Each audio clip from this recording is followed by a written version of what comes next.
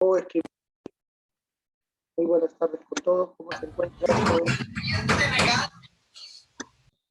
Muy buenas tardes, a ver con quién tengo el gusto. A ver, permíteme a mí saludar, por favor. A ver, tenemos acá a, bueno, el anfitrión, muy buenas tardes. Tenemos a Rosalinda, ¿qué tal? Un gusto en saludarte, señorita.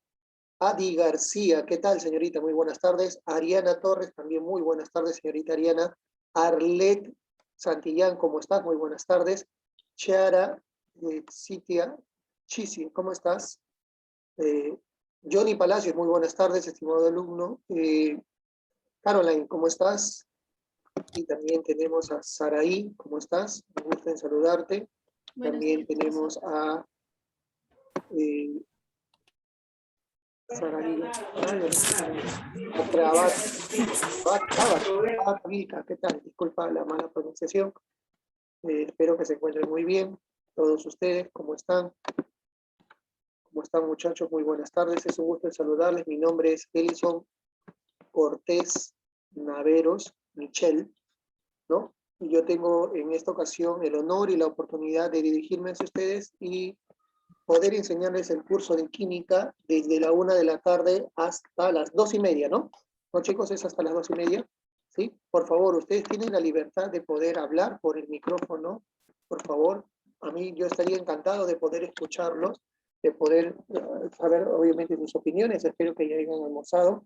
Les doy la bienvenida a esta academia, ¿no? En donde obviamente vamos a priorizar conocimientos para que ustedes puedan postular a las distintas universidades, sea la Universidad Nacional Mayor de San Marcos, Universidad Nacional del Callao, Universidad Nacional Federico Villarreal. Así que yo me imagino que tú vas a tener bastantes dudas, y si las tienes, hazlas por favor, ya sea por el chat o por el audio, para poder resolver. ¿Los jóvenes? Por favor, no se sientan incómodos en ningún momento. Toda duda que tengan, jovencitos, toda duda que ustedes tengan, muchachitos, es muy importante. Jóvenes, ¿ven las diapositivas, por favor? A ver si me pueden contestar. ¿Ven las diapositivas, chicos? Sí, profesor. Perfecto, muy bien, muchísimas gracias. Muy bien, entonces vamos a empezar. Mira, el primer tema de química, jovencitos, es hablar de las magnitudes, el sistema internacional y la notación científica, ¿ya? Vamos a hablar de magnitudes, sistema internacional y notación científica. Y también vamos a hablar de química, ¿ya? Entonces, para no perder el tiempo, ¿no? Vamos a ver. ¿Qué es la química para nosotros? La química, obviamente, está catalogada como una ciencia, ¿sí? Entonces, la pregunta sería, profesor, ¿qué diferencia, por ejemplo, la química del derecho? Que son dos áreas de estudio completamente distintas, ¿no? ¿Alguien sabe la diferencia entre química y derecho? Bueno, la química es una ciencia, el derecho no es una ciencia, pero eso no quita lo importante que es su estudio, ¿me dejo entender? Pero, ¿por qué la química tiene la categoría de ciencia? ¿Alguien tiene obviamente una idea? Ambas, tanto el derecho como la química, ambas nos ayudan a adquirir conocimiento, ¿sí o no? Un conocimiento. Pero el conocimiento que nosotros adquirimos de la química es mediante un método llamado, ¿cómo se llama ese método, muchachitos? ¿Alguien sabe? ¿Cómo se llama el método que nos ayuda a adquirir conocimiento, por favor? A ver, por el chat, por favor, si puede. Fabricio, ¿qué tal? ¿Cómo se llama ese conocimiento que nos ayuda a... ¿Cómo se llama ese método que nos ayuda a obtener un conocimiento de la química, jovencitos? Por favor, ¿cómo se llama? Empieza con C. Muy bien, señorita, muy bien. Otra vez también, señorita. 2, 3, ya me van contestando. Excelente, muchas gracias por participar, de verdad. Estoy muy emocionado de que ustedes participen. Excelente, también, Ariana, también. Muy bien, excelente, muy buena respuesta. Es porque la química utiliza un método llamado el método, ¿qué? Científico, muy bien. Es el llamado método científico. Excelente, muy buena respuesta. Muy bien. Y este método científico nos ayuda, jovencitos, a comprender la naturaleza de lo que nos rodea. De lo que nos rodea. Nos ayuda a comprender la naturaleza del cual estamos hechos. ¿Estamos de acuerdo? ¿Sí? La naturaleza del cual estamos hechos, ¿ya? Eso es para nosotros la química, ¿ya? La química, por favor, entonces estudia la naturaleza del cual estamos hechos. ¿Sí, muchachos? Muy bien. Muy bien, jovencitos. Estudia la naturaleza del cual estamos hechos. ¿Ya? Muy bien. Listo. Siguiente, muchachitos. Entonces acá nos dice, la química es la ciencia que profundiza el conocimiento de los principios fundamentales de la formación científica, es decir, de los estudiantes, y les proporciona una herramienta para la comprensión del mundo en que se desenvuelven, dice, o sea, nos ayuda a comprender el entorno en el cual nosotros estamos, nos desenvolvemos, no solo por sus repercusiones directas en numerosos ámbitos de la sociedad, sino también en su relación con otros campos del conocimiento. Muy bien, entonces vamos a estudiar la química, su definición, las ramas, vamos a hablar del método científico y vamos a hablar del sistema internacional de unidades. Ese es el contenido del día de hoy. ¿Ya? Muy bien, hasta acá, ¿tienen alguna duda? ¿No tienen ninguna duda? Perfecto. Si no hay ninguna duda, por favor, empezamos. ¿Qué es la química para nosotros? Como les dije, la química es una ciencia porque se basa en adquirir un conocimiento científico del entorno, de la realidad, mediante un proceso, ¿no? Mediante un proceso llamado método científico. ¿Estamos de acuerdo? Entonces, la química es una ciencia porque se encarga de extraer, crear, extrapolar conocimiento, un conocimiento científico de nuestro entorno, de nuestra realidad. ¿Ya? Pero muchachos, nuestro entorno, nuestra realidad es muy amplia, es muy grande. A este entorno o esta realidad nosotros le vamos a llamar materia. Entonces la química es la ciencia que estudia a una parte de nuestro entorno realidad. ¿Y cuál es esa parte? Es la materia. ¿Y qué estudia de la materia? La composición de la materia, o sea, de qué está hecho la materia, la estructura, cuáles son los niveles de organización que tiene la materia y las propiedades. ¿Qué propiedades yo puedo medir o describir en la materia? Eso se encarga de estudiar la química. Por ejemplo, ¿no? Por ejemplo, los cambios que experimenta la materia durante las reacciones químicas y la relación con la energía. ¿Qué energía está relacionada con una transformación química? ¿Sí, muchachos? Muy bien. Observaciones, dice aquí. La química moderna se desarrolla a partir de la alquimia. Entonces, la química moderna se desarrolla a partir de la alquimia. Esto recién comienza a inicios del siglo XIX, ¿ves? La química recién se desarrolla como ciencia a inicios del siglo XIX. Y antes del siglo XIX, estimados alumnos, antes del siglo XIX, muchachitos, o mejor dicho, antes del siglo XIX, ¿no? Nosotros se denominaba alquimia, un estudio incipiente de la química. Un científico muy importante, o el primer químico importante de la historia, es Robert Boyle, ¿no? Porque él obviamente escribe una obra en donde él se autoproclama que es un químico porque estudia, ¿qué cosa? La materia, ¿no? Él en su libro, en su obra, proclama que se dedica al estudio de la materia, ¿no? Entonces, a él se le conoce como el primer químico moderno, no como el padre de la química, ojo, no confundan, no como el padre de la química, sino como el primer químico moderno. ¿Estamos de acuerdo? Muy bien, entonces, a ver, muchachos, ¿la química qué va a estudiar? A ver, ayúdenme, ¿la química qué va a estudiar? ¿Qué va a estudiar? A ver, a la materia, perfecto, perfecto, muy bien, ya me contestó una alumna, la materia. Pero, ¿qué estudia de la materia? A ver, ¿qué estudia de la materia? A ver, empieza con C. Empieza con C, a ver, ¿qué va a estudiar de la materia? Estudia algo que empieza con Componente, C. Muy bien. Hay otro que empieza con E. Hay otra parte de la materia que también estudia la química, empieza con E. elemento, Perfecto, muy bien, muy bien. Siguiente, siguiente. El otro empieza con P. Son las características que tiene la materia. Excelente, propiedades, muy bien, excelente. Me da gusto que escriban y que hablen por el audio también. Me da mucho gusto eso. Muy bien. También, ¿qué va a estudiar? Los cambios que ocurren, ¿dónde? ¿En Lama? Vamos, ayúdame a completar. Los cambios que estudian, ¿en dónde? en la materia, En la Muy bien. materia. Ya, muy bien. Un cambio que estudia en la materia, ¿cómo se llama? Manuel ya lo escribió. ¿Cómo se llama ese cambio? Es un tipo de cambio que ocurre en la materia. También está en la diapositiva. ¿Cómo se llama ese tipo de cambio que estudia la materia? ¿Ah? reacción, Se llama Reacciones reacciones. químicas. Muy bien, se llama reacciones químicas, ¿no? Se llama reacciones químicas, ¿sí?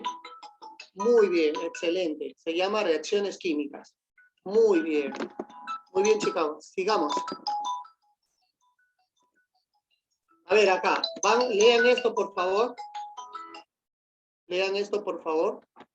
lean esto, a ver, lean esto y me dicen un ratito, a ver, lean esto y me lo dicen un ratito, por favor. A ver, léanlo un minuto, ¿ya?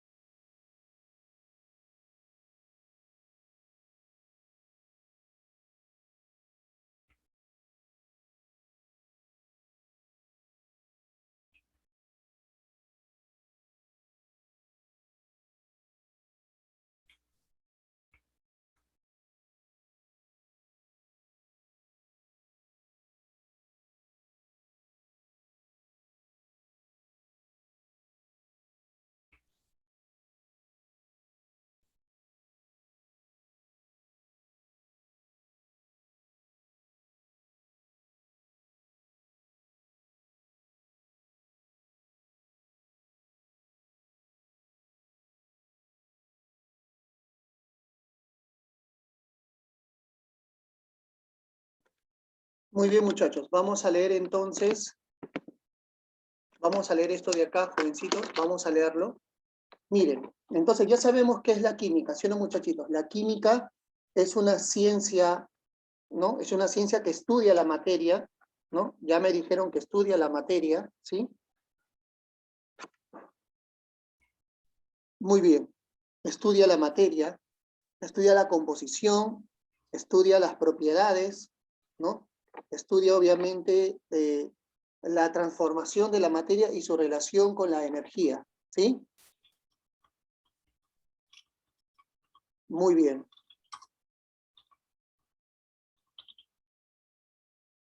Entonces, muchachitos, entonces la química como ciencia, ¿no? Entonces, muchachitos, la química para nosotros tiene estas características. ¿Ve? Primero, es una ciencia básica. Muchachos, ¿qué creen que significa? ¿Por qué a la química se le cataloga como una ciencia básica?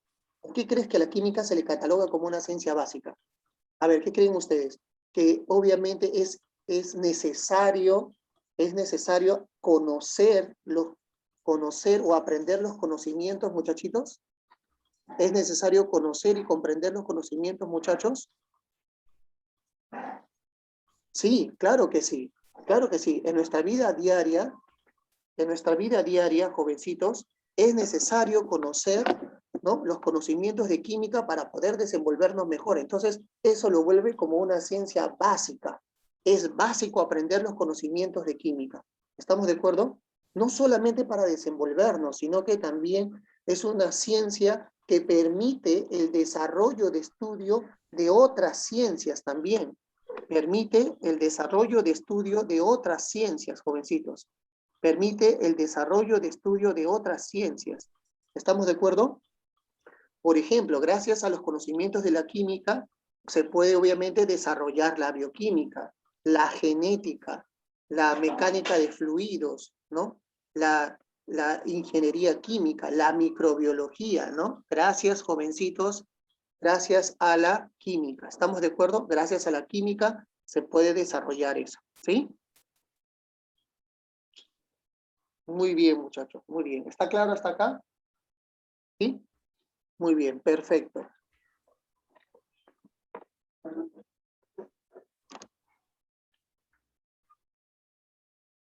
Perfecto, sigamos. La química como ciencia común. ¿Por qué a la química se le cataloga como una ciencia común? ¿Por qué a la química se le cataloga como una ciencia común?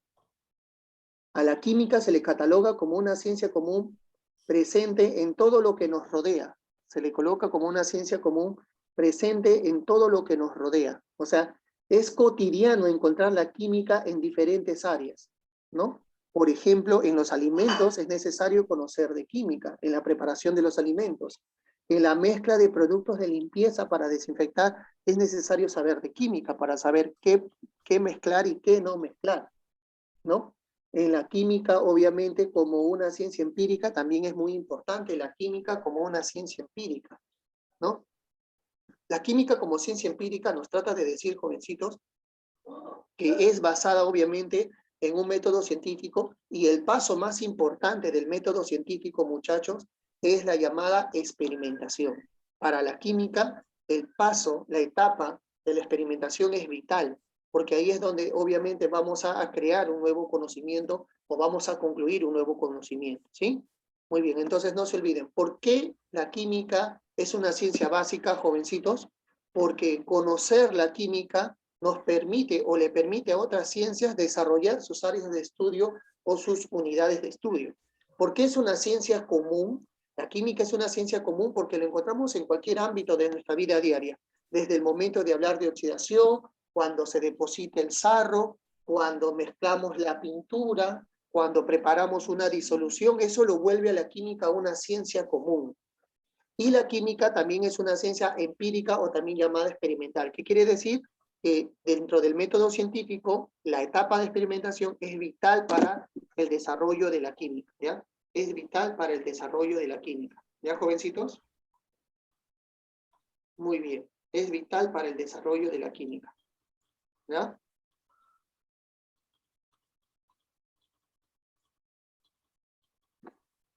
Muy bien, sigamos.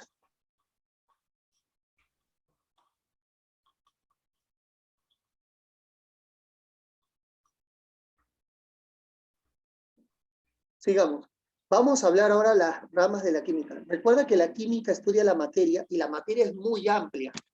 A ver, muchachos, hasta acá, por favor. ¿Tienen alguna pregunta, alguna duda? Hasta acá todo está claro, jovencitos. A ver, díganme, por favor. Hasta acá la explicación, todo está bien nítida, bien clara. No tienen ninguna pregunta, por favor. Háganmela saber ahorita para continuar. Bueno, muy bien, dice que sí, sí está claro. Perfecto, ya. Entonces, continuamos de acá. Muy bien, continuamos. Mira, recuerda que estudiar a la materia es un campo muy amplio que hay que estudiar. Porque si regresamos al concepto o la definición, tenemos que estudiar cómo se origina, cómo está constituida, cuál es su composición, cuál es su clasificación, cómo está cambiando y la energía. Hoy hay que estudiar varias cosas de la química y eso lo vuelve un campo muy amplio. Entonces, ¿qué hace la química para abarcar todo el estudio de la materia? La química se divide en qué? Ahí dice el título, a ver, escríbanlo. ¿En qué se va a dividir la química? ¿En qué se divide? Ahí está como título en esta diapositiva. A ver, en ramas, muy bien. En ramas, o sea, vamos a especializar el estudio de la química, muy bien, ¿no? Y justamente, ve, mira, acá dice, con el objetivo de abordar un campo de estudio tan amplio, la química fracciona en diversas ramas o subdisciplinas que responden a sectores concretos del estudio de la materia. Entonces, vamos a ver la primera rama o la primera subdisciplina, que todo el mundo la conoce, o al menos casi todos lo han escuchado. ¿Cómo se llama esta rama o esta subdisciplina de estudio? La química, ¿qué?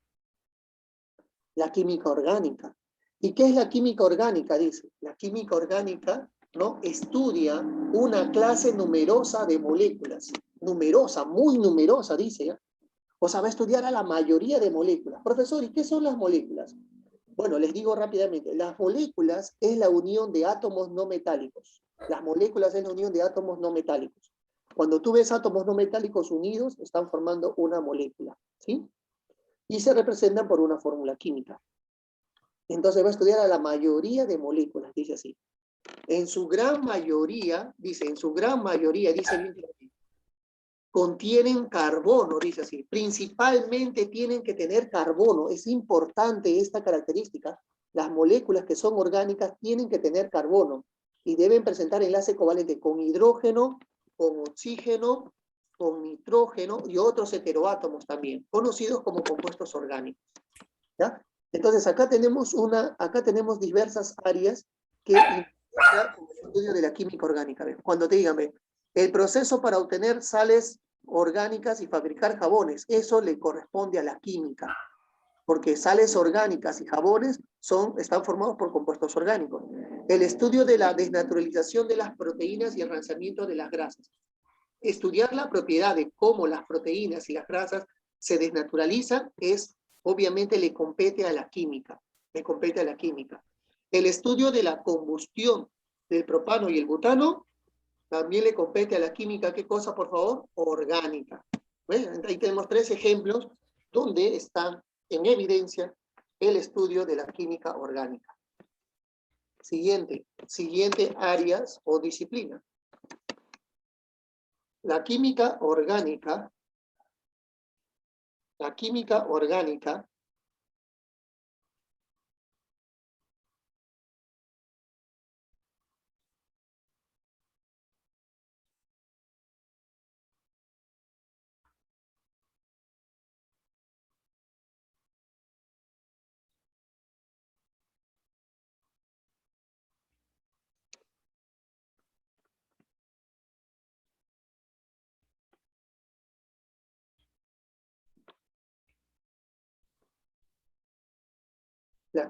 orgánica muchachitos, se encarga del estudio integrado de la formación, composición y estructura y reacciones químicas. Se encarga del estudio de la composición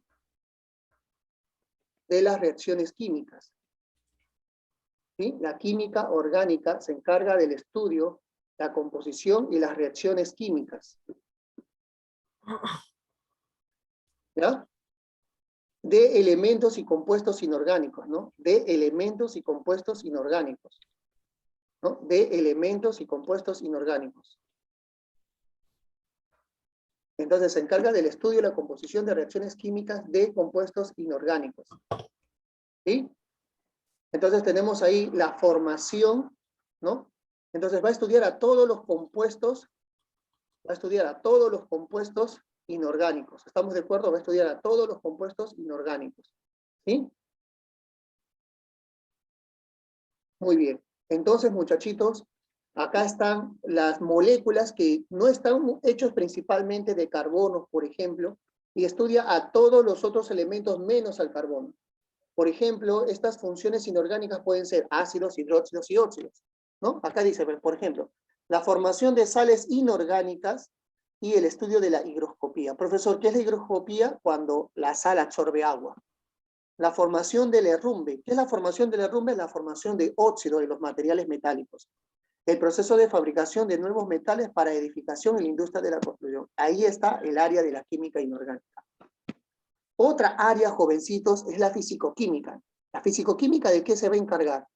Mira, va a estudiar, es el área que estudia las propiedades que se presentan en sistemas químicos, o sea, en procesos químicos, es decir, en reacciones químicas. Va a estudiar las propiedades, ¿no?, que se presentan durante una reacción química, ¿no? También podemos decir que va a estudiar las propiedades de la materia.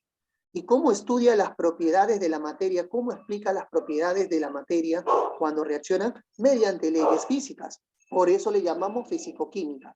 Va a utilizar leyes físicas para explicar el comportamiento de los procesos químicos, ¿no? Van a utilizar leyes físicas para explicar el comportamiento de los enlaces químicos, ¿no? Entonces, jovencitos, va a explicar, como les vuelvo a repetir, leyes físicas para explicar el comportamiento de los sistemas químicos, ¿no? Va a explicar leyes físicas para explicar el comportamiento de los leyes. Va a utilizar leyes físicas para explicar el comportamiento de los materiales. ¿Sí, jovencitos? Muy bien.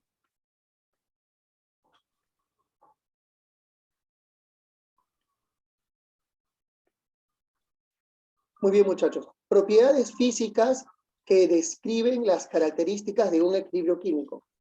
Propiedades físicas que describen las características de un equilibrio químico. ¿Ya? Entonces me dicen acá, las propiedades físicas que describen las características de un equilibrio químico. ¿Cuáles son esas propiedades físicas? ¿No? La energía electromagnética que permite realizar reacciones de sustitución. La energía electromagnética que permite realizar reacciones de sustitución.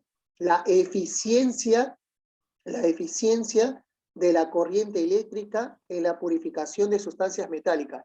La eficiencia de la corriente, eso es parte de la fisicoquímica. ¿Ya? Siguiente, la química analítica, muchachitos. Los que desean estudiar, por ejemplo, carreras de ingeniería, es probable que, de acuerdo a la especialidad que vayan, van a poder estudiar esta disciplina, dice así. La química analítica específicamente tiene un objetivo: estudiar la composición química de un material. Estudiar la composición química de un material o de una muestra, ¿sí? Estudiar la composición química de un material o de una muestra, ¿ok? Muy bien. Entonces, muchachitos, como les vuelvo a repetir, la química analítica estudia la composición química de un material o de una muestra mediante diferentes métodos. Se divide en química analítica cuantitativa y química analítica cualitativa. ¿Qué es la cuantitativa? Utiliza procesos para determinar esta composición o calidad mediante instrumentos de laboratorio. Y la química cualitativa es la descripción, el estudio descriptivo de estos procesos, ¿no? Miren acá, por ejemplo, ¿qué involucra la química analítica? Determinar la cantidad y la calidad de elementos en un mineral, expresar la concentración del oxígeno en el contaminante del aire, reconocer los carbohidratos de una muestra mediante un polarímetro, ¿no? Entonces, todo lo que tenga que ver con identificar, con cuantificar, con determinar la composición, ahí está involucrado la química analítica, no se olviden, ¿ya? Vamos a ver otra área de la química, por favor. La bioquímica. ¿De quién se encarga la bioquímica? ¿Qué va a estudiar la combinación de la biología con la química? Principalmente va a estudiar reacciones químicas, pero que ocurren en seres vivos, O sea, su finalidad es entender cómo se desarrollan las reacciones químicas en los seres vivos. Se le conoce como metabolismo, tiene la finalidad de conocer el funcionamiento y la fisiología de los seres vivos. Entonces, por ejemplo, ¿qué está involucrado acá la bioquímica? El estudio de procesos metabólicos, como la obtención y gasto de energía a nivel celular. Estudia la reacción de los organismos ante agentes patógenos. ¿No? Lleva procesos bioquímicos específicamente, jovencitos, desde una perspectiva molecular, ¿no? Esa es para nosotros la bioquímica, ¿ya? Muy bien. Otras ramas. Estas son las que hemos visto son las más importantes que nos pueden preguntar en las diversas universidades. Pero hay otras ramas. Por ejemplo, la astroquímica, que obviamente estudia la composición y la naturaleza de los astros, ¿no? La química forense, ¿no? Vamos a utilizar toda la teoría para poder, obviamente, dilucidar un acto criminal o un hecho criminal. La química computacional se dedica a fabricar o a crear software para poder analizar propiedades que no se pueden hacer con instrumentos de laboratorio, ¿sí? Entonces se llama química computacional. ¿Ya, jovencitos? Muy bien. Sigamos. Método científico. Método científico. ¿Qué nos dice el método científico? En conjunto, dice el método científico. Pero preguntas acá. ¿Se entendió las ramas de la química, estimados alumnos? ¿Se entendió las ramas de la química, por favor? ¿Se entendió la diferencia? A ver, yo les quiero preguntar hasta acá. A ver, yo les voy a preguntar. No importa si lo hacen bien o mal, pero lo que quiero es que participen. A ver, dígame, el punto de ebullición del etanol, que es un alcohol, ¿qué está involucrado acá? ¿Qué rama de la química está involucrado? ¿La orgánica o la inorgánica? ¿La orgánica o la inorgánica? A ver, punto de ebullición del etanol, que es un alcohol. ¿Qué está involucrado acá? ¿La orgánica o la inorgánica? A ver, Con confianza, a ver, dígame, con confianza. Escriban con confianza, por favor, para poder avanzar. Si no, no vamos a poder avanzar, muchachitos. ¿Eh? Recuerden, por favor, que el alcohol está formado por carbono, por hidrógeno y oxígeno. Recuerden que es una molécula formada por carbono, hidrógeno y oxígeno. Y cuando una molécula está formada por carbono, hidrógeno, oxígeno, es un compuesto, ¿qué cosa? Orgánico. Siguiente. Mira, ahora mira, se desea determinar el porcentaje en masa de una proteína en una muestra. Se desea determinar la concentración del porcentaje en masa de una proteína en una muestra. ¿Quién está acá? ¿La bioquímica o la química analítica? ¿Quién está acá? ¿La bioquímica o la química analítica? Deseo determinar la concentración del porcentaje de una proteína en una muestra. ¿Quién está? ¿La bioquímica o la analítica? Piensen bien, por favor. Mira, deseo determinar la concentración. Quiero conocer la concentración de una proteína en una muestra, dice así. Quiero conocer esa concentración. No me interesa qué tipo de proteína, me interesa saber su concentración nada más. Entonces, ¿es la bioquímica o la analítica? Y la respuesta sería la analítica, porque te está expresando la concentración que quieres hallar. ¿No? Te está expresando la concentración que deseas hallar. ¿Sí? Muy bien.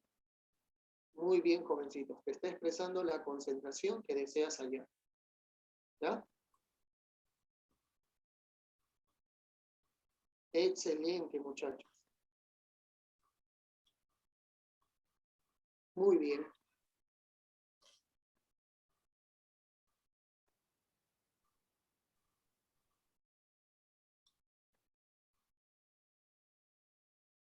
Muy bien. Listo. Química analítica cuantitativa, claro, claro también. Ya, ahora sí, ya está. Ya, gracias por resolver estas preguntas. Vamos a seguir avanzando. Ahora vamos a hablar del método ¿qué? ¿De qué vamos a hablar, jovencitos? Del método ¿qué? Científico, ¿ya? ¿Qué es el método científico? El método científico es un conjunto de pasos, ¿no? Es un conjunto de pasos, así dice.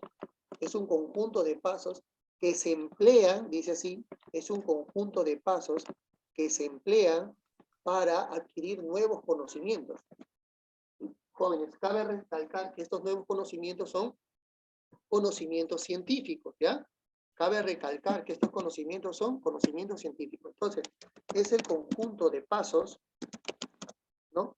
Que nos permiten, ¿estamos de acuerdo? Nos permiten obtener nuevos conocimientos. ¿Qué conocimientos vamos a obtener? Conocimientos científicos. Para poder ser calificados como científicos, dice así. Debe basarse en el empirismo, o sea, en la experiencia, en la experimentación, en la medición, además de estar sujeto a la razón. Jovencitos, ¿qué características tiene un conocimiento científico? Me dice acá. Para que un conocimiento sea científico, no solamente hay que seguir un método científico, sino que hay que tener estas características. Primera característica, es reproducible. ¿Qué significa que sea reproducible, muchachos? ¿Alguien tiene alguna idea, por favor? ¿Alguien tiene alguna idea? Reproducible. A ver, yo quiero que el conocimiento sea reproducible. Mejor les doy un ejemplo, a ver, ¿no? Imaginemos que estamos en un laboratorio, ¿sí? ¿Ya? Por favor, imaginemos que estamos en un laboratorio y todos tienen los mismos instrumentos, todos, yo y ustedes.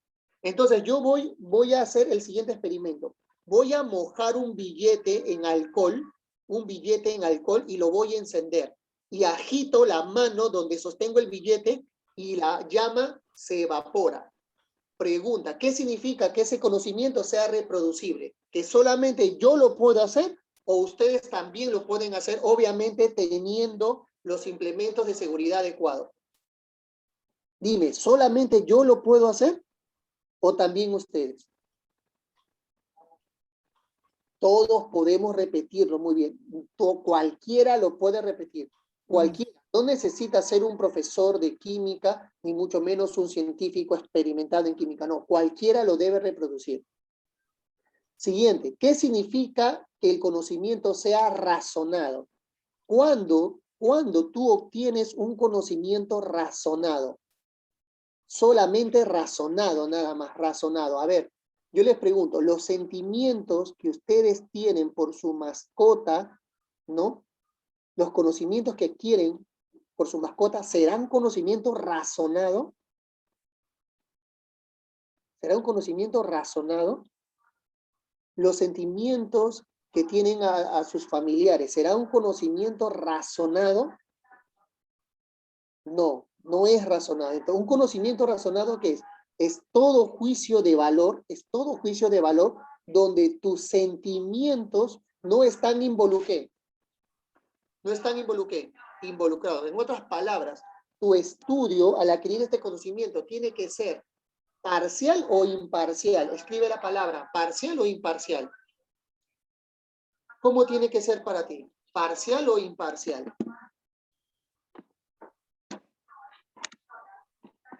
A ver, muchachos, ¿cómo tiene que ser para ti? ¿Parcial o imparcial? ¿Cómo debe ser para ti? ¿Parcial o imparcial? Imparcial, jovencitos, imparcial. Tú tienes que ser imparcial. Cuando tú hagas ciencia, cuando tú realices un método científico, tus sentimientos no tienen que estar involucrados en ese estudio. ¿Me dejo entender? No debe estar. Entonces, tu posición tiene que ser, no tiene que ser parcial, tiene que ser impar, ¿qué? Imparcial para nadie. ¿Estamos de acuerdo? ¿Se entiende o no? ¿Se entendió hasta acá? ¿Sí? Eso se llama conocimiento razonado, ¿ya? Imparciales, ¿ya? El término correcto es imparcial. Ahora, ¿qué significa que este conocimiento científico tiene que ser falseable? ¿Qué significa que el conocimiento científico tiene que ser falseable? A ver, ¿qué significa? ¿Qué significa, jovencitos, que el conocimiento tiene que ser falseable? A ver, dígame, ¿qué significa? ¿Ah? El conocimiento tiene que ser falseable. Es decir, jovencitos, que siempre tiene, muchachos, siempre tiene, muchachitos, siempre tiene que estar a prueba, siempre tiene que estar a prueba, siempre tiene que estar en constante escrutinio, o sea, siempre tiene que estar evaluándose ese conocimiento, porque en el tiempo el conocimiento obviamente puede cambiar. En el tiempo el conocimiento obviamente puede cambiar. ¿Estamos de acuerdo? En el tiempo el conocimiento obviamente puede cambiar. ¿Sí, jovencitos? Muy bien.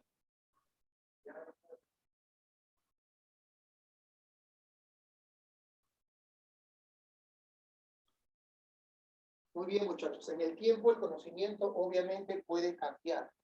¿Sí?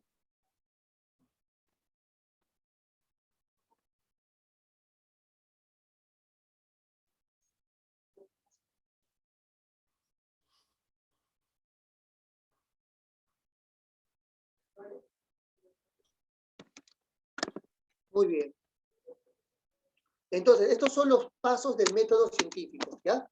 Primer paso es la observación. El primer paso de un método científico, muchachos, es la observación, ¿ya? No lo duden. El primer paso de un método científico es la observación.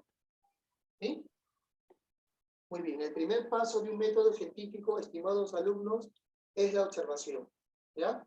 La observación, ¿qué nos dice? La observación nos dice lo siguiente, la observación, jovencitos, nos dice lo siguiente, es la etapa en donde en forma minuciosa observamos el problema de investigación o el fenómeno a investigar.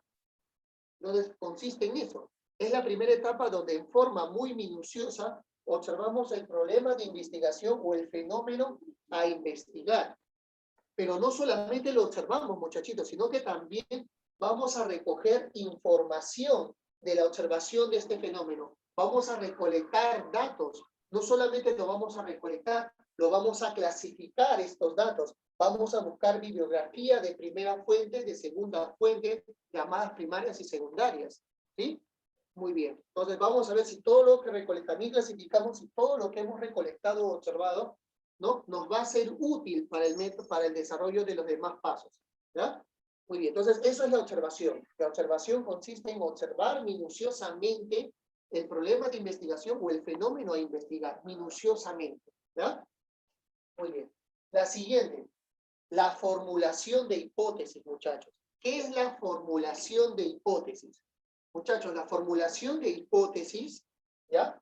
Es obviamente crear, ¿no? Crear o escribir, no solamente yendo de toda la información que has recolectado, es obviamente de intentar o dar a conocer explicaciones tentativas del fenómeno que has observado, explicaciones tentativas del fenómeno que has observado, ¿no? Entonces, es una explicación tentativa de un conjunto de observaciones. Tú has hecho un conjunto de observaciones y ese conjunto de observaciones te van a permitir a ti crear una explicación tentativa del fenómeno que has observado. No solamente puede ser una, puede ser varias hipótesis. ¿Estamos de acuerdo? Dependiendo de lo que tú has recolectado en la observación. Tercero, el tercer paso es la experimentación. Recuerden que este paso de experimentación es la etapa más importante del método científico. La etapa de experimentación contempla, jovencitos, instrumentos que obviamente tienen que estar graduados, ¿no? Contemplan instrumentos que obviamente tienen que estar graduados.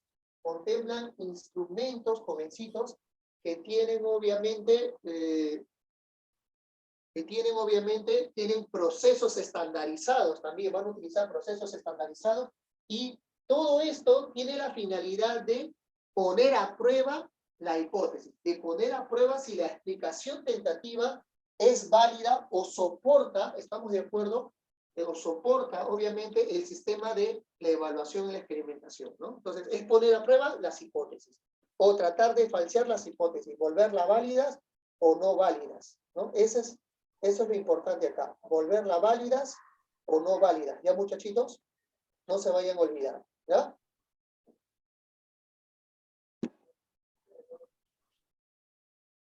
Muy bien. Entonces, jovencito, la experimentación es una serie de experimentos diseñados para comprobar o desacreditar la hipótesis que hay, ¿no? En esta etapa se deben elaborar detalladas observaciones y registrar la información de cada dato. Jóvenes, si ninguna hipótesis, muchachos, escuchen, si ninguna explicación logra superar el proceso de experimentación, si ninguna explicación tentativa logra superar este diseño de evaluación que tú has llevado a cabo, tienes que reformular las hipótesis, tienes que volver a reformular. Pero si hay una o varias que obviamente han superado el diseño de la experimentación, entonces tú puedes obviamente formular una teoría. ¿Qué es la teoría, profesor? La teoría, muchachos, es un principio unificador, dice así. Explica un conjunto de hechos o leyes basadas en hechos. ¿Estamos de acuerdo? Si una teoría es refutada en un experimento, dice así, se debe desechar o modificar para hacerla compatible con las observaciones experimentales. Entonces, la teoría, jovencitos, entonces es un conjunto de hechos, ¿no? Obtenidos en base experimental, o un conjunto de leyes obtenidas a partir de hechos o fenómenos que ustedes han observado, que permite explicar el fenómeno. Si esta teoría es completamente descartada, se tiene que desechar la teoría o se tiene que modificar. Profesor, a ver, un ejemplo de una teoría que ha sido desechada. Chicos, una teoría que ha sido desechada, ¿no? Por ejemplo, es una teoría de Jacobo Berzelius. Cuando estudies química orgánica, Jacobo Berzelius planteó una teoría que en la actualidad ya está desechada. Esa teoría se llama la teoría de fuerza vital, la teoría del vitalismo, ¿no? Su teoría decía que solo los seres vivos tienen el principio vital y esto les permite crear compuestos orgánicos. Y ya después de mucho tiempo de evaluar esa teoría de Jacobo Berzelius, resultó que es falso, que esa teoría no existe. Por lo tanto, fue una teoría desechada hace mucho tiempo, ¿sí? Muy bien. Y se reformuló otra teoría en vez de la de Jacobo Berzelius. Y por último, es el pronunciamiento de la ley. ¿Qué es una ley, muchachitos? Una ley es un enunciado muy conocido, es un enunciado verbal o matemático, es decir, se expresa por una fórmula matemática de la relación entre fenómenos que siempre es la misma bajo las mismas condiciones. Eso es una ley. ¿Ya, chicos? Pregunta, ¿hasta acá se entendió el método científico? A ver, ¿alguien tiene alguna duda acerca del método científico? Para poder estudiar ahora sistema internacional. A ver, ¿tienen alguna duda del método científico? ¿No? ¿Hasta acá la explicación ha quedado claro? ¿Sí? Profe, el tema de la ley, si podría volver a explicar, por favor. Claro, muchachos, la ley, una ley científica es un párrafo conciso, estimado alumno, es un párrafo conciso, que se puede expresar verbalmente o se puede expresar matemáticamente. Ya sea expresado verbal o matemáticamente, ese párrafo o esa expresión contiene una relación de magnitudes que explican un fenómeno bajo siempre las mismas condiciones físicas. ¿Estamos de acuerdo? Entonces, las leyes no se crean, las leyes se extraen de los fenómenos que tú observas. ¿Quedó claro hasta acá? Sí, gracias, profe. Perfecto. Muy bien. Sigamos entonces.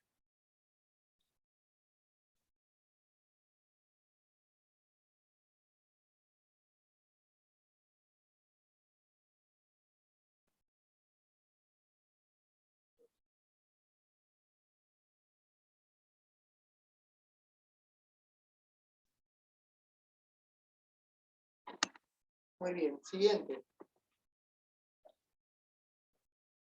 Entonces acá tenemos el sistema internacional, ¿no? Acá tenemos el sistema internacional, ¿no? Se conoce como el Sistema Internacional de Unidades, abreviados del SI. Ah, no, pero antes de ver el sistema internacional, yo quería hacerles unas preguntas. A ver, les voy a hacer una pregunta. A ver, ¿cuál es la primera etapa del método científico? A ver, escríbanlo. Escríbanlo. Muy bien. Siguiente. Es la etapa donde se planifica, se diseña, ¿estamos de acuerdo? Un conjunto de pruebas cuantitativas y cualitativas para evaluar la veracidad o la falsedad de una hipótesis. ¿Cómo se llama esa etapa? A ver, ¿cómo se llama esa etapa? Muy bien, la experimentación. Muy bien, muy bien, muy bien. Siguiente.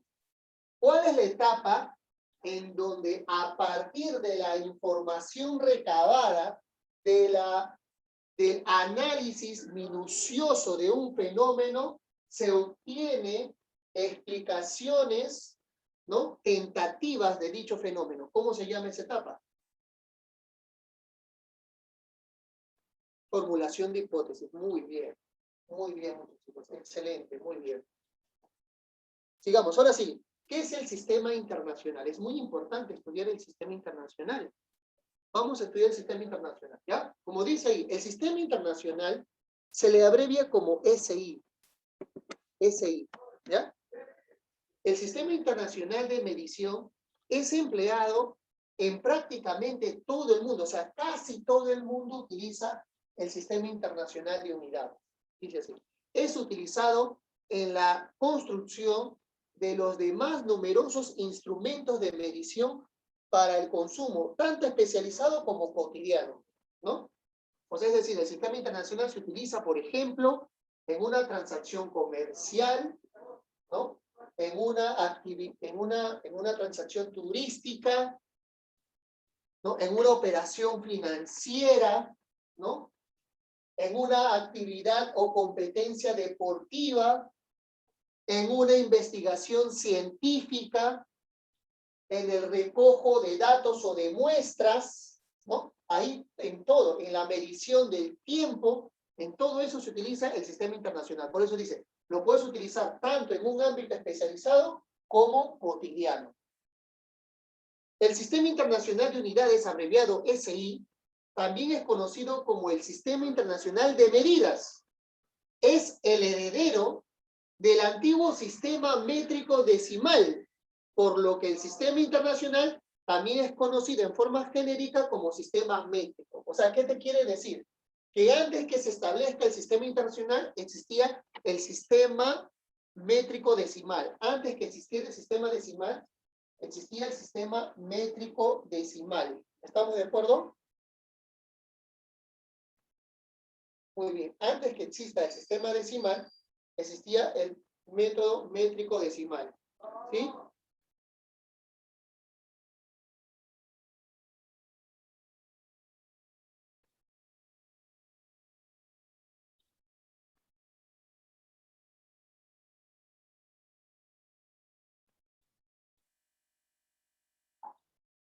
Muy bien, jovencitos.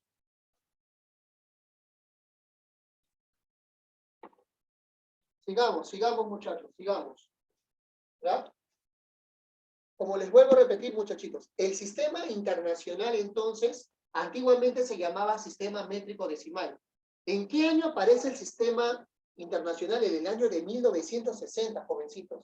¿En dónde se establece el sistema internacional? En Francia. ¿Qué se llevaba a cabo en Francia? El 11º Congreso Mundial de Pesos y Medidas. Y ahí se establece el sistema internacional. ¿Ya? La última, el sistema internacional dice, el sistema legal de unidades de medida del Perú, abreviado como SLUM, se establece con la ley número 23560 y tiene como base e influye totalmente en su estructura al sistema internacional de unidades. O sea, te está diciendo en otras palabras que el SLUM, el sistema legal de medidas del Perú, es prácticamente la estructura que tiene el sistema internacional de unidades. Mira, el sistema internacional de unidades fue establecido en 1960. Esta ley de acá, si es que no me equivoco, muchachitos, esta ley de acá, ¿ya? Fue promulgada en 1992. O sea, después de 32 años, ¿no? El Perú adoptó la estructura del sistema internacional. El Perú adoptó la estructura del sistema internacional. ¿Ya, chicos? Muy bien. Sigamos. ¿Qué contiene el sistema internacional? ¿Qué vamos a estudiar en el sistema internacional? Vamos a ver. ¿Qué vamos a estudiar en el sistema internacional? Ah, bueno, en el sistema internacional vamos a estudiar unidades de medida. ¿No? En el sistema internacional vamos a estudiar unidades de medida. ¿No? Muy bien. Entonces, ¿qué son las unidades de medida? Vamos a ver. ¿Qué son las unidades de medida? ¿No? Vamos a ver qué son las unidades de medida. ¿No?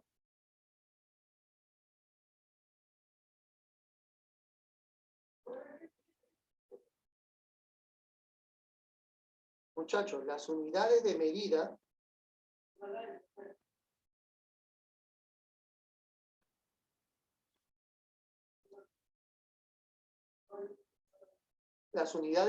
muchachitos, son obviamente las variables, ¿no? Son obviamente las variables que nos van a permitir, jovencitos, es obviamente las variables que nos van a permitir, jovencitos, ¿no? Es obviamente las variables que nos van a permitir, muchachos, ¿no? Que nos van a permitir obtener, ¿no? Son las variables que nos van a permitir obtener o medir una magnitud, ¿no? Dice acá, el sistema internacional se define 7 unidades básicas o unidades físicas, también llamadas fundamentales, las cuales son descritas por una definición operacional, dice así, o sea, mediante una operación. Todas las demás unidades para expresar magnitudes físicas se pueden derivar, dice así, de estas unidades básicas y se conoce como unidades derivadas del sistema internacional. Oh, mira, a ver, te lo explico de otra manera. A ver, jóvenes, una unidad de medición es una variable que permite expresar una magnitud, ¿ya? Una unidad de medición es una variable que permite expresar una magnitud. Profe, ¿qué es una magnitud? Una magnitud es un fenómeno que tú puedes medir. Es un fenómeno que tú puedes medir. A ver, chicos, dígame un fenómeno que se pueda medir en la naturaleza, a ver si me han entendido. Yo les doy un ejemplo, a ver. Yo primero empiezo, yo les doy un ejemplo, a ver. Yo observo la velocidad, yo observo que un carro se mueve, ya, veo ese fenómeno. Un carro se mueve. ¿Qué magnitud puedo medir ahí cuando un carro se mueve? A ver. La velocidad. Aparte, ¿qué otra magnitud aparte de la velocidad? Porque la velocidad no arranca de cero, ¿sí o no? Perdón, No arranca de una velocidad constante, arranca de cero, sino, ¿qué otra? No, estoy hablando de la magnitud. Quiero la magnitud, la longitud, claro, la longitud también puedo medir. Y ahora, ¿cómo se llama la unidad de medición de la velocidad? Quiero la unidad. ¿En qué unidad se mide la velocidad? Quiero su unidad de medición. A ver. ¿Ustedes saben la unidad de medición? ¿Cuál es la unidad de medición de la velocidad? A ver. ¿No saben, muchachos, en qué unidades se mide la velocidad, muchachitos? Metros por segundo. Metros por segundo, muy bien. ¿Y la longitud en qué unidades se mide? Metros. Muy bien, perfecto, muy bien, jovencitos, muy bien. A ver, entonces ahora ustedes, díganme una magnitud y la unidad en que lo pueden medir. A ver, jovencitos, díganme una magnitud y la unidad en que se pueda medir. A ver. Dígame una magnitud y la unidad en que se puede medir. La corriente en amperios. La corriente en amperios. La corriente en amperios, claro. Otra magnitud y la unidad, a ver. Otra magnitud y su unidad que puedan medir, a ver. La última. A ver.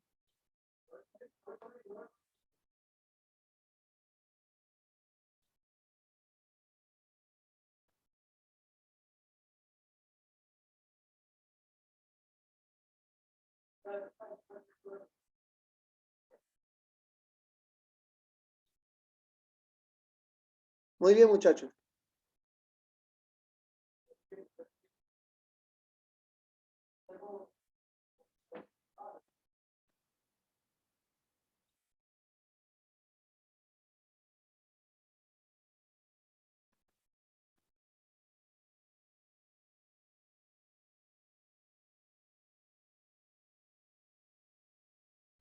Muy bien, entonces, muchachitos, excelente, la temperatura. ¿Y en qué se mide la temperatura?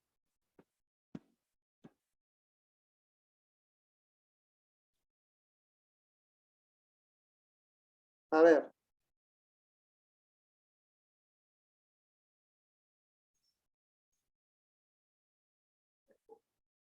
Kelvin, grados centígrados o Kelvin, muy bien. Ya. Chicos, tanto las magnitudes como las unidades se dividen en dos grupos. ¿Ya?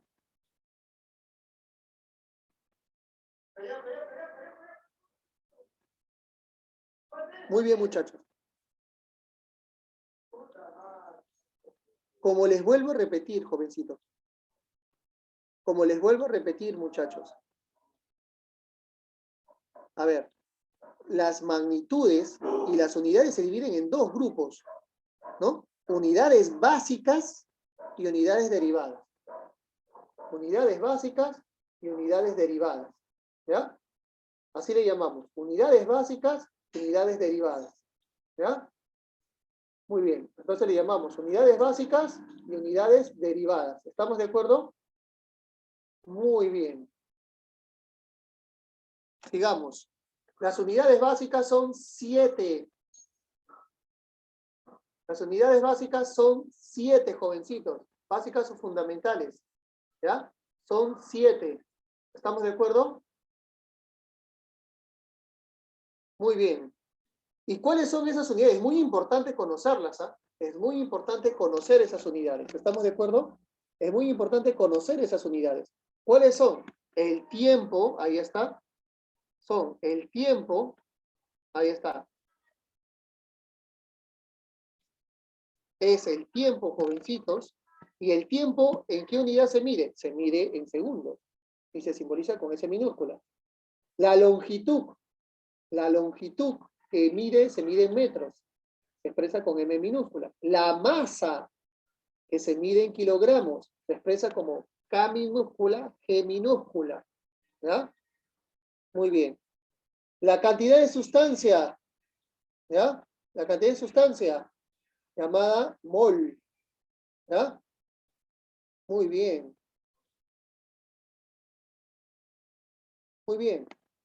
La cantidad de sustancia llamada mol. ¿Sí?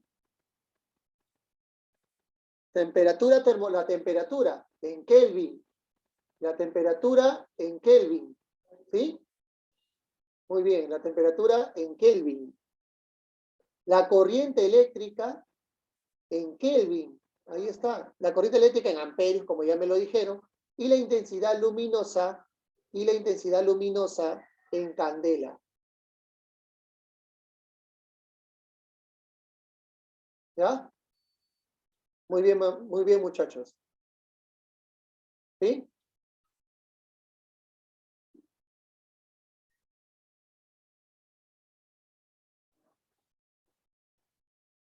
Sigamos entonces.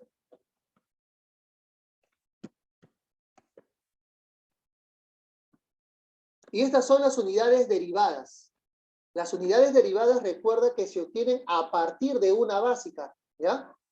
Las unidades derivadas, recuerda que se obtienen a partir de una básica, ¿ya? No se olviden.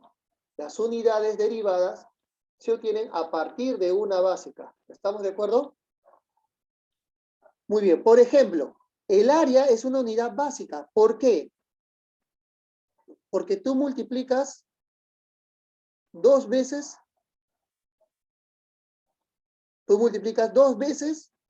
metros. Metro al cuadrado. ¿Ya?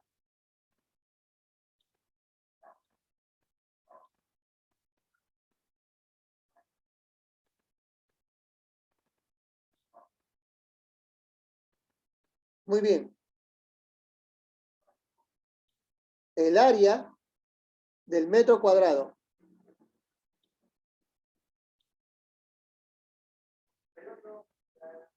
El volumen y el metro cúbico.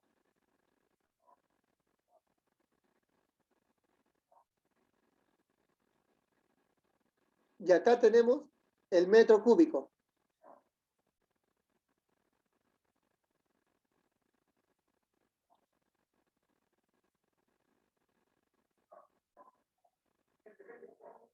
Muy bien.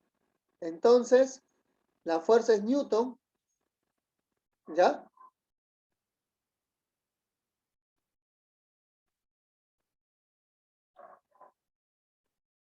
Y el trabajo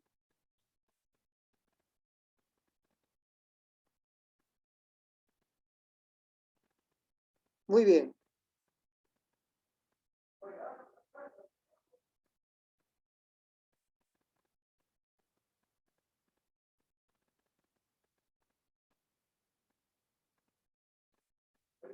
Muy bien, muchachos. Entonces, muchachitos, como les vuelvo a repetir, las unidades derivadas son las que se obtienen de las básicas. Por ejemplo, una unidad básica es la longitud. Cuando tú multiplicas metro por metro, se obtiene metro cuadrado. ¿Ya? Acá tenemos el volumen, ¿no? Metro por metro es metro cúbico, ¿sí?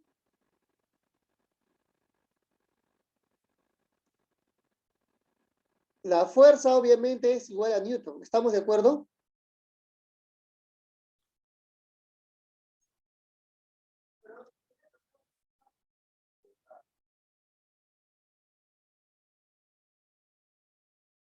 Muy bien, muchachos.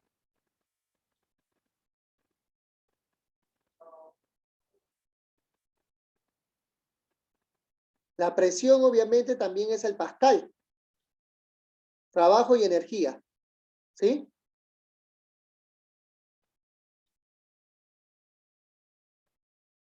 Muy bien. La densidad de masa, dice así.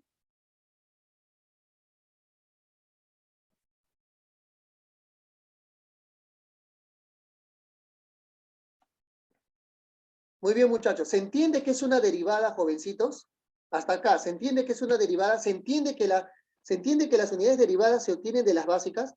¿Qué le hago a las básicas, profesor? ¿Qué le hago a las unidades, qué le hago a las unidades de las básicas? Simplemente lo multiplicas o lo divides, ¿no? Por ejemplo, yo les quiero preguntar a ustedes para que me entiendan. A ver, Les quiero preguntar a ustedes, a ver, ¿cómo se llama la unidad en que se mide la longitud? Metro. Metro. ¿Y cómo se llama la unidad en que se mide el tiempo? Segundo. Muy bien. Entonces, ¿qué pasa si yo divido la longitud con el tiempo? ¿Qué pasa si divido sus unidades? Divido el metro y el segundo. ¿Cómo se obtiene? ¿Metro por qué? Por segundo. Ya ves, ustedes, mira, ¿te se han dado cuenta que al dividir la unidad de la longitud en el tiempo han obtenido una unidad derivada al dividir estas dos básicas, que es metro por segundo? ¿Qué mide el metro por segundo? Ustedes lo han dicho. Empieza con V. La velocidad. La velocidad. Muy bien, la velocidad. Muy bien, excelente, excelente. Siguiente, otro ejemplo, a ver. ¿Cómo se llama la unidad que se mide la longitud, por favor, de nuevo? ¿Cómo se llama la Metro. unidad que se mide la longitud? Metro. Ya, multiplícalo 3 veces, metro, metro, metro. Y aplica el álgebra. Cuando se multiplica metro, metro con metro, ¿qué se obtiene? Metro al cubo. Metro Metro al cúbico, cubo. ¿no? Le vamos a llamar metro cúbico ahora, ¿sí? Y el metro cúbico es una unidad derivada que mide el área o el volumen. Volumen. Volumen, muy bien, jovencito. Entonces, ¿se entiende cómo se está obteniendo una derivada? ¿Se entiende? Sí. Sí, profe. Perfecto, muy bien. Múltiplos y submúltiplos del sistema internacional. Múltiplos y submúltiplos del sistema internacional. Múltiplos y submúltiplos del sistema internacional. ¿Ya?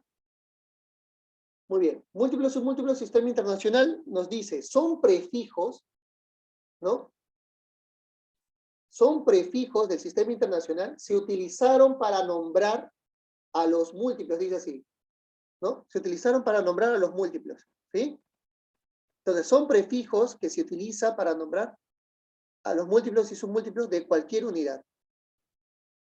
Múltiplos y submúltiplos de cualquier unidad del sistema internacional. Ya sean unidades básicas o derivadas. Entonces, son prefijos que representan a los múltiplos y submúltiplos de cualquier unidad del sistema internacional, ya sean básicas o derivadas. Estos múltiplos se anteponen al nombre de la unidad, o sea, van adelante de la unidad siempre.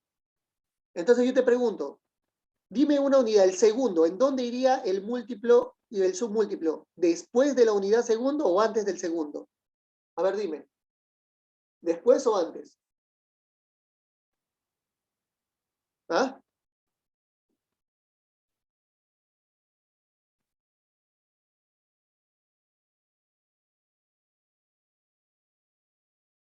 Muy bien.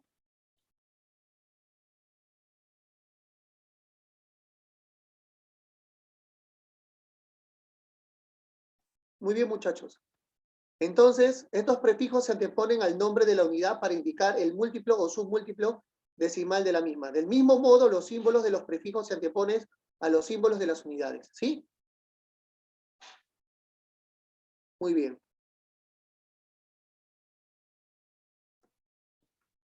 Sigamos.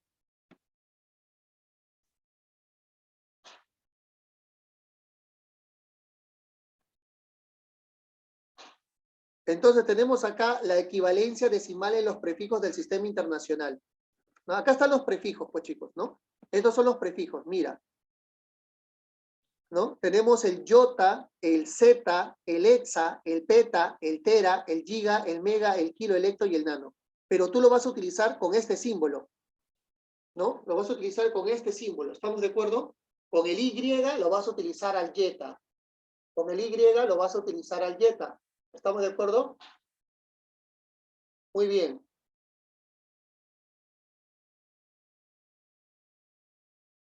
Muy bien.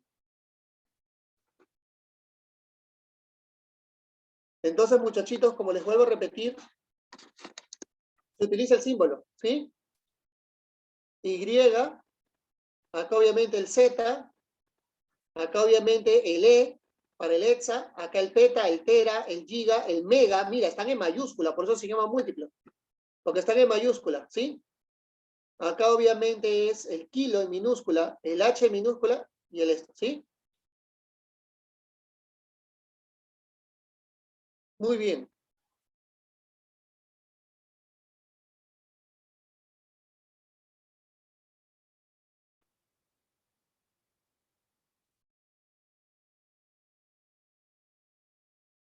Muy bien.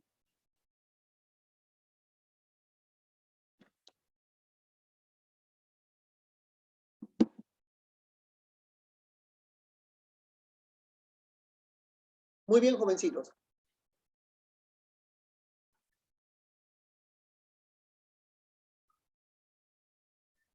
Entonces, muchachitos,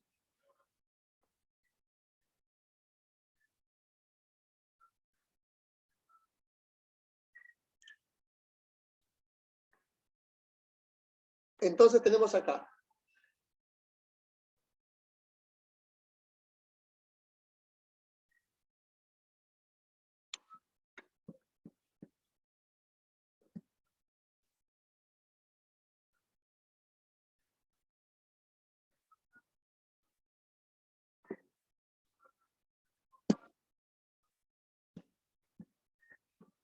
Entonces acá tenemos, muchachos, la Y. ¿Estamos de acuerdo?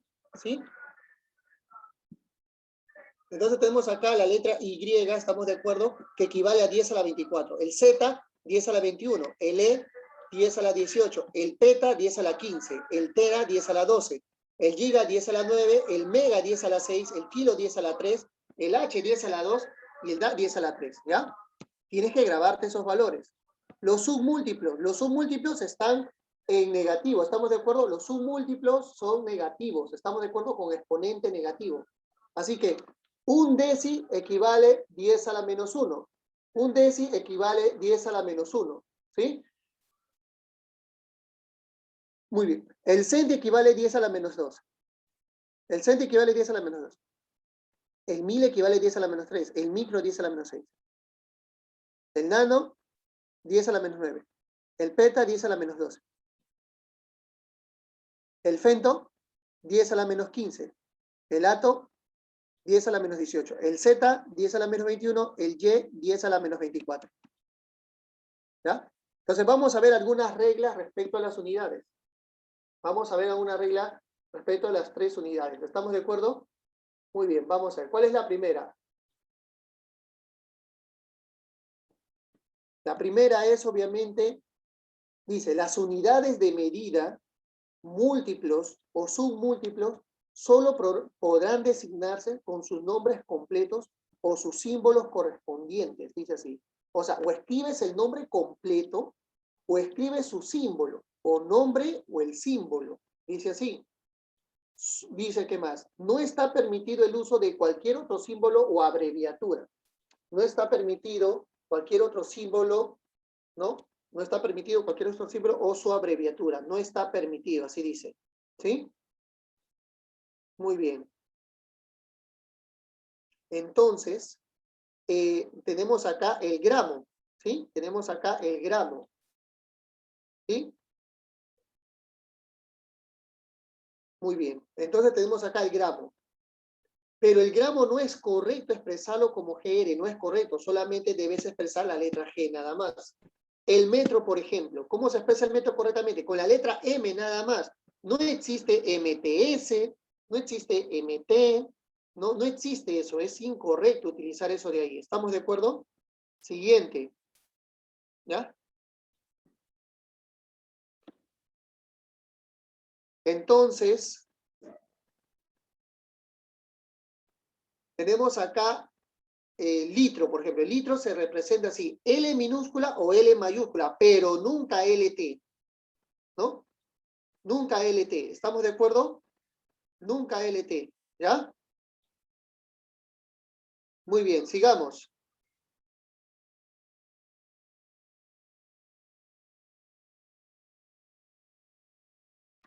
El Kelvin, ve. El Kelvin se expresa con la letra K mayúscula, no K en minúscula. K mayúscula, no en minúscula. K mayúscula, no en minúscula. ¿Estamos de acuerdo?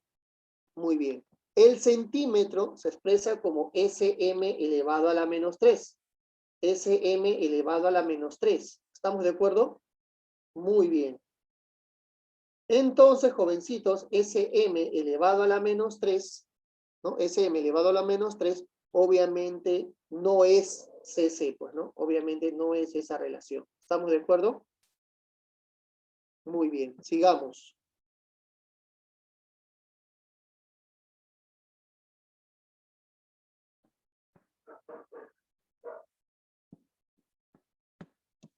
Muy bien, ¿se entendió hasta acá este consejo, jovencitos? ¿Se entendió hasta acá este consejo? Sigamos, dice, no se colocarán punto luego de las unidades de medida. No se colocarán punto luego de las unidades de medida, múltiplos o submúltiplos, dice así. Por ejemplo, ve, este es el amperio. No puedes poner un punto después del amperio. No se coloca un punto, jovencitos. Acá está el candela. Esta es la unidad candela. No puedes colocar un punto. No puedes. ¿Estamos de acuerdo? También es importante que sepas que no puede darse calificativos innecesarios o incorrectos a las unidades de medida. Por ejemplo, no le puedes llamar metro superficial, simplemente se le llama metro. No le puedes decir metro cúbico en condiciones normales, no, solamente metro cúbico nada más. ¿Ya? Entonces, solamente eso de ahí. ¿Ya? Sigamos. Los nombres, dice así, mira, los nombres, ¿no?, de unidades de medida, aunque correspondan a nombres propios, o sea, nombres de personas o científicos, se escribirán con minúscula. O sea, el nombre de las unidades se escriben con minúscula, al inicio, excepto los grados Celsius. A ver, por ejemplo, ve, mira, Kelvin es un nombre propio, se está empezando con minúscula. Weber es un nombre propio, está empezando con minúscula. Mol está empezando con minúscula. Grados Celsius, este es el único con mayúscula. ¿Sí? Muy bien. Newton con minúscula. ¿No? ¿Qué más dice? ¿Qué más dice? Los símbolos, mira acá dice, los símbolos de las unidades de medida deberán escribirse con letra minúscula, excepto que deriven de nombres propios, dice acá, mira. Bueno, el nombre empezó con minúscula, pero el símbolo está en mayúscula, ¿ves? El nombre empezó con minúscula, pero el símbolo está en mayúscula. El nombre empezó con minúscula, pero el símbolo está en mayúscula. Y así sucesivamente. ¿Ya? Muy bien. Sigamos. Si los valores numéricos son mayores a 1, si los valores numéricos son mayores a 1 y menores a menos 1, si los valores numéricos son mayores a 1 y menores a menos 1, entonces se escribe en plural. O sea, si es mayor que 1 y menor a menos 1, lo escribes en plural. ¿Estamos de acuerdo? Lo vas a escribir en plural. ¿Estamos? Muy bien. Entonces, por ejemplo, un metro. Eso no se escribe en plural. Porque estamos quedando. Tienen que ser mayores a 1 y menores a 1. 0,87, por ejemplo, es menor que 1. O sea, es singular. 0,035 sigue siendo menor que 1. Es singular. 0,92 es menor, es obviamente todavía mayor a menos 1, sigue siendo singular. Un metro sigue siendo singular. Pero mira, 230, esto ya es plural, ya pasó de 1. 5,7, ya pasó de 1. 1,001, ya pasó de 1. Menos 1,3, ya pasó de menos 1, ¿ves? Ya pasó de menos 1.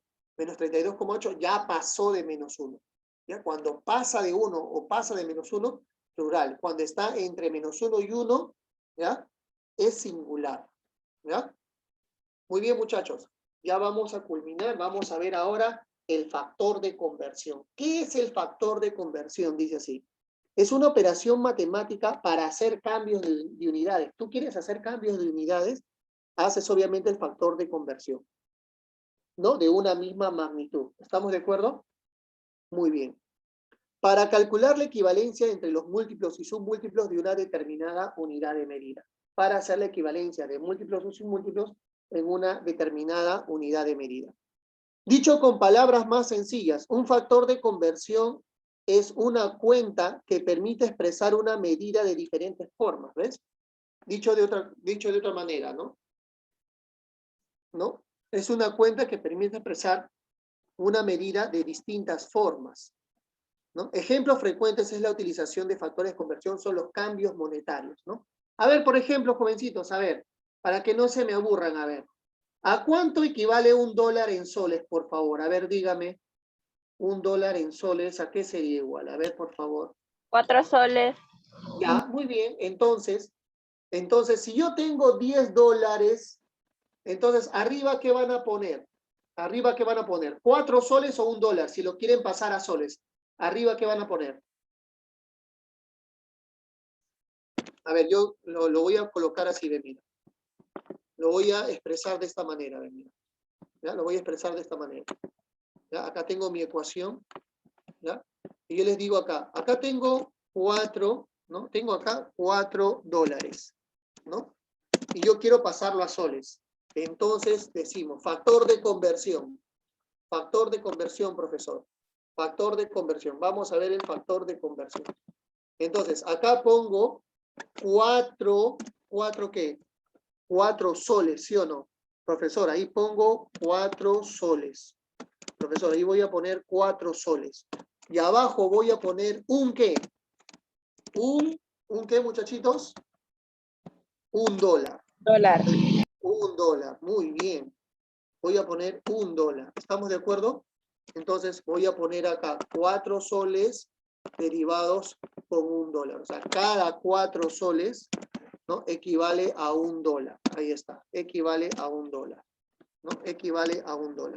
Por lo tanto, ya he realizado el factor de conversión, lo multiplico y lo divido. ¿Cuánto me saldría, por favor, esto de acá? Me saldría 16, ¿qué cosa? Soles. 16 soles. Muy bien, muy bien. ¿Ya ves? Así se utiliza el factor de conversión. Es una división en donde podemos expresar dos unidades de una misma magnitud, como el cambio monetario, ¿no? De euros, dólares, pesetas, libras, pesos, ¿no? Medidas de distancia, podemos utilizar kilogramos, metros, millas, leguas, yardas. Medidas de tiempo, horas, minutos, segundos, siglos, años. Cambios de velocidades, kilómetro por hora, nudos, años luz, metros por segundo, ¿no? Son cambios en velocidad. Jóvenes, ¿se entendió hasta acá el factor de conversión? Arriba ponen lo que desean y abajo lo que tienen. Arriba lo que desean, jovencitos, y abajo lo que tienen. No se olviden, ¿ya? Arriba lo que desean y abajo lo que tienen, ¿ya? No se olviden, por favor. Arriba lo que desean y abajo lo que tienen. ¿Ya, chicos? ¿Ya? No se olviden, muchachos, arriba lo que desean y abajo lo que tienen. ¿Ya? Muy bien, jóvenes. Muy bien, sigamos. Sigamos analizando. Dice, ese es el procedimiento que ya les había explicado. Dice, vemos las unidades que tenemos, las cuales queremos llegar. Se crean factores de valor de unidad, es decir, el valor del numerador y del denominador sea igual. Para ello debemos colocar en el numerador y en el denominador unidades de forma que se anulen unidades antiguas y se vean las nuevas, dice así. O sea, arriba poner lo que tú deseas y abajo poner lo que tú tienes, ¿no? ¿Sí? Muy bien.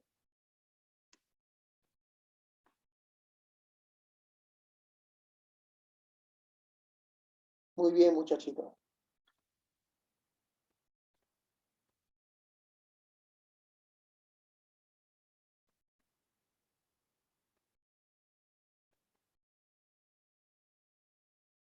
Sigamos.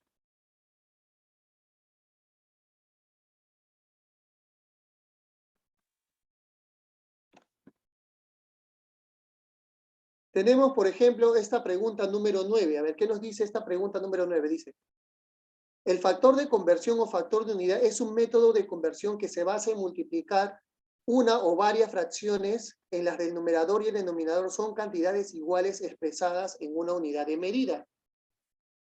De tal manera que cada fracción equivale.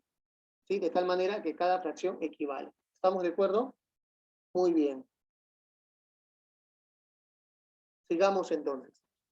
Tenemos acá hallar el valor de P, nos dice así, ¿no? Tenemos acá hallar el valor de P. Y obviamente tenemos que hallar con la raíz cuadrada de 4T mayúscula M. El T mayúscula es el tera y la letra M es metro a la cuarta. P minúscula, ¿estamos de acuerdo? Es el pico, no es peta. Peta es P mayúscula, pico es P minúscula y el S es el segundo. H es hecto, hectosegundo. C es centi, M es metro, metro cuarta. Entonces, lo primero que vamos a hacer, jovencitos, es lo siguiente. Vamos a colocarla acá, la letra P. Vamos a abrir llaves. Mira, el 4 está igualito, pero en vez de la letra T, aparece un paréntesis y le pongo 10 a la 12. O sea, significa que el tera, ¿a cuánto equivale, muchachitos? El tera, ¿a cuánto equivale?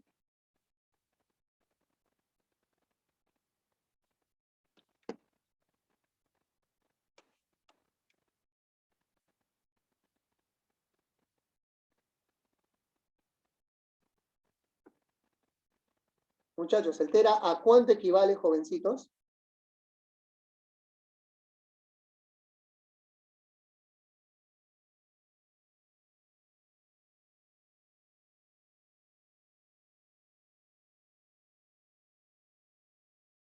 El tera equivale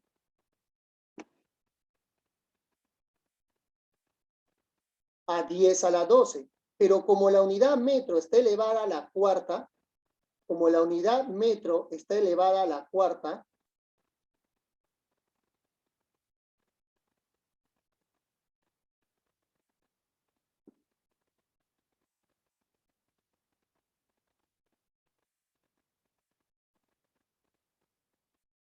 como está elevada a la cuarta, jovencitos,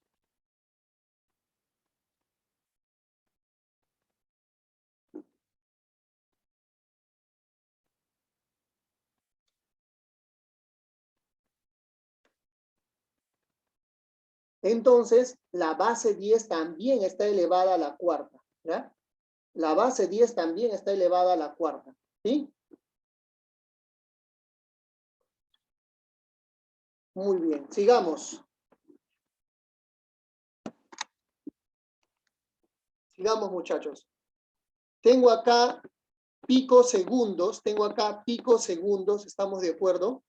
Y el pico equivale a 10 a la menos 12 acompañada con el segundo, ¿ves? O sea, el múltiplo y su múltiplo lo cambio por su base 10. El hecto equivale a 10 a la 2, ¿ves? El h lo he reemplazado por 10 a la 2 segundos. Y el centi equivale a 10 a la menos 2. El centi equivale a 10 a la menos 2 elevado a la cuarta. ¿Estamos de acuerdo? El centi equivale a 10 a la menos 2 elevado a la cuarta. ¿Sí, jovencitos?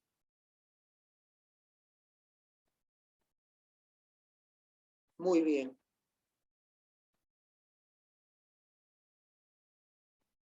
El centi equivale a 10 a la menos 2 elevado a la cuarta. ¿Sí?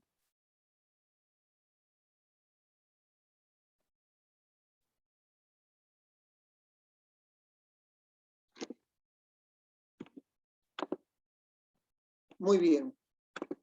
Entonces, ¿qué hacemos? Operamos, pues, muchachitos.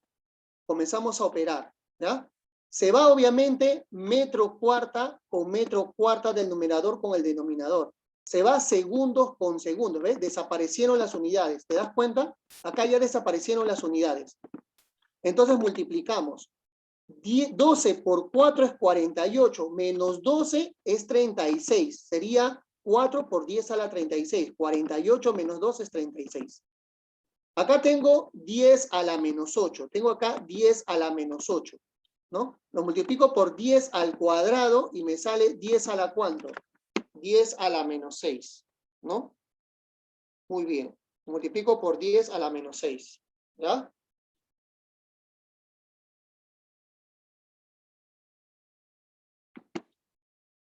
Muy bien.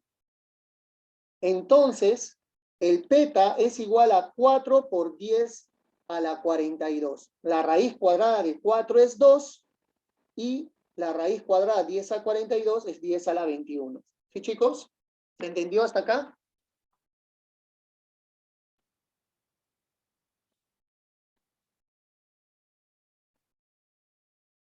¿Quedó claro?